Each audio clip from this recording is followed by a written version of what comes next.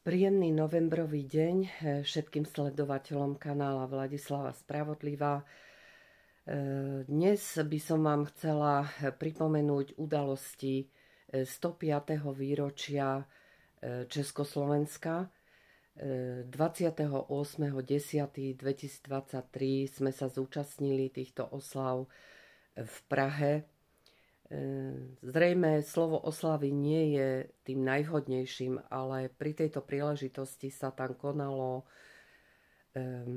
dôležité stretnutie, konferencia, ktorú organizovala Aliancia národných síl Českej republiky a takisto občianske zhromaždenie pred obecným domom v ten samý deň. Treba priznať, že správanie najvyšších politických predstaviteľov nebolo najvhodnejšie k takémuto významnému výročiu, nevenovalo dostatok pozornosti.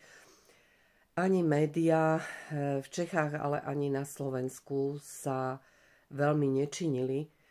A život v samotnej Prahe, kde sme pobudli celý deň, nenasvedčoval ničomu, že by si občania nejakým spôsobom tento významný sviatok pripomínali.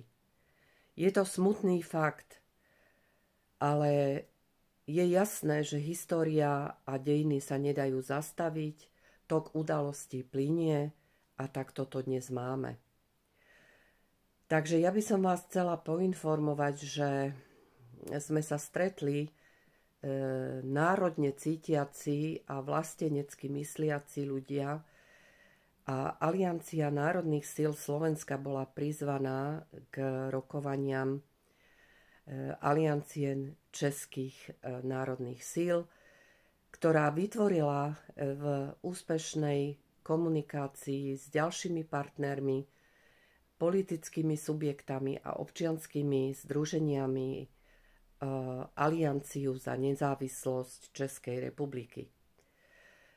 Hovorím o tom preto, že je to nesporne veľmi dôležitý moment zjednotenia myšlienok a skutkov českej vlasteneckej scény, ktorá sa dohodla na základných princípoch, ktorými sú v prvom rade vystúpenie z Európskej únie a z NATO a 100% príprava vlasteneckých kandidátov do nových eurovolieb.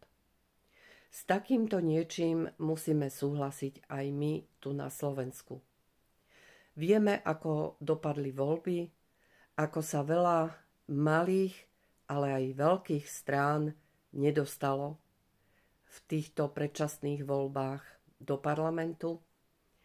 A bez toho, aby sme spochybňovali priebeh volieb, spočítanie hlasov, tak musíme povedať, že to, čo zostalo v úrovni týchto strán, je jediná možnosť, aby sa spojili rovnako ako tie české. Aby mali dostatok rozumu a prestali šibrinkovať egami, pretože nemá to zmysel. Slovenská politická scéna, ak má ďalej zotrvať, musí sa formovať spoločnou cestou a silami. Takže vyzývam všetky tieto menšie či väčšie politické subjekty, ktoré sú dnes mimo parlamentu, aby prijali túto výzvu o spoluprácu a sadnutie si k jednému okrúhlemu stolu za nezávislosť Slovenskej republiky. Je to v súčasných náročných celosvetových udalostiach tak kľúčové ako nikdy predtým. Takže som za to, aby aj Slovensko malo svoju alianciu za nezávislosť Slovenskej republiky a čoskoro poputuje k vám naša pozvánka, takže verím, že bude prijatá a vám všetkým, ktorí sa zaujímate o tieto témy, odporúčam videá, ktoré budú pod týmto videom zavesené z našej účasti v Prahe 28.10. a ako aj mailová adresa, na ktorej môžete s nami komunikovať. Nedovolme rozprášiť Slovensko, spochybniť novú vládu, rozbiť, destabilizovať Slovenskú republiku. Nechceme byť ďalším sústom na rozbitie a stratu suverenity a štátu ako takého. Musíme sa v tomto cieli spoločne zomknúť, takže vás vyzývam všetkých, neváhajte, pridajte sa prosím a napíšte nám, aby sme vám mohli zaslať pozvánku. Všetko dobré, veľa zdravia, šťastia Slovensku.